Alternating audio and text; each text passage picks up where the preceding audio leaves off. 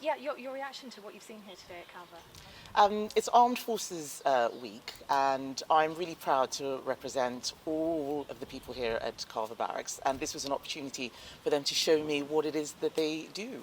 Bomb disposal is one of the critical aspects of our defence. The men and women here do a very, very dangerous job, and it's fascinating just hearing the details of that, and I'm really proud of them.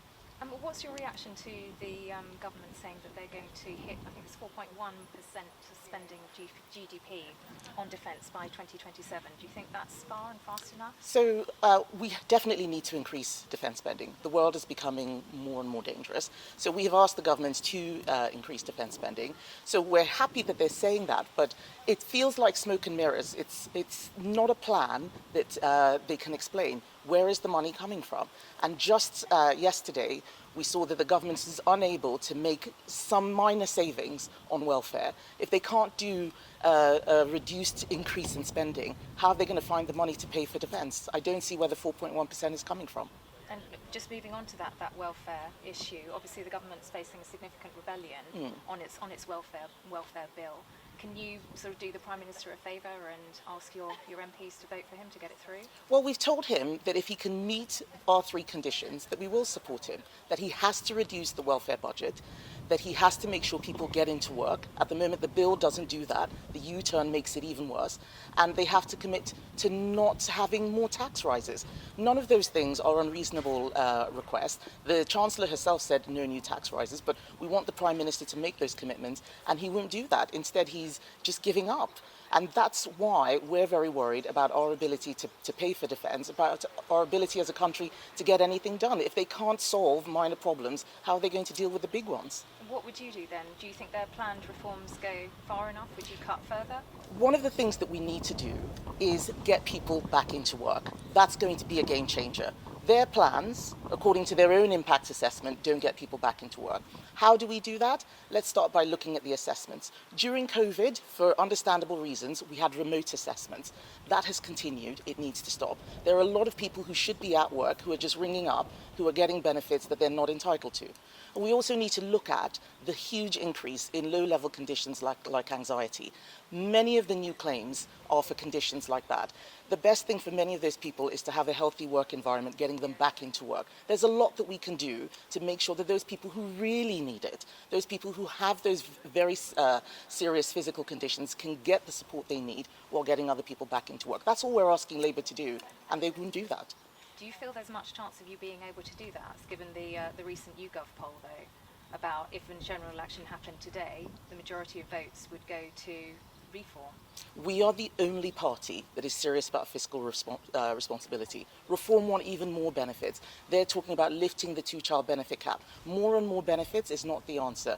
We are not living within our means. We're spending over £100 billion every year above what we earn. We're paying another £100 billion on the interest on our debt alone. Not the debt, that's the interest on our debt.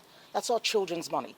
There's only one party that is serious about bringing that bill down and making sure there is something to hand over to the next generation, and that's the Conservative Party. But surely doesn't it worry you that at the moment you're in opposition? You know, that should be the great position to be, when you can shout about what you want. But at the moment, reform is doing far better. We have to remember that we have just been removed from office. Just last year, we suffered a historic defeat. Most oppositions take 18 years, 14 years, 13 years to come back from that. We're going to do it in 4 years, but it's not going to happen overnight. And the way we're going to do it is by rebuilding trust with the public, and that means being honest with them about what is going on. We're not going to make false promises like reform that can't be delivered, or like Labour did, telling people, like the WASPy women, that they were going to do things for them that they could not do when they got into government. That's why they're in this mess, because they did not have a plan. We're going to make sure that we have a plan that's going to get this country back on track. Prime Minister, on the welfare changes, you've made a dramatic U-turn. Are you confident that you will have the support of Labour MPs now to get this legislation passed? It's very important that we reform the welfare system because it doesn't work and it traps people. And therefore we're going to press ahead with the reforms, and the principles are if you can work, you should work. If you need help getting into work, you should have that help and support. But if you can't work, there's no prospect of working, then you must be protected. We need to get it right. That's why we've been talking to colleagues and having a constructive discussion, we've now arrived at a package that delivers on the principles with some adjustments, and that's the right reform, and I'm really pleased now that we're able to take this forward. Well, those adjustments are major concessions which will leave a black hole in the public finances. How are you going to fulfil that? Well, the changes still mean we can deliver the reform that we need, and that's very important because the system needs to be a system that is fit for the future, and this system isn't fit for the future. And all colleagues are signed up to that. But having listened, we've made the adjustments. The funding will be set out in the budget in the usual way as you'd expect later in the year. But the most important thing is that we can make the reform we need.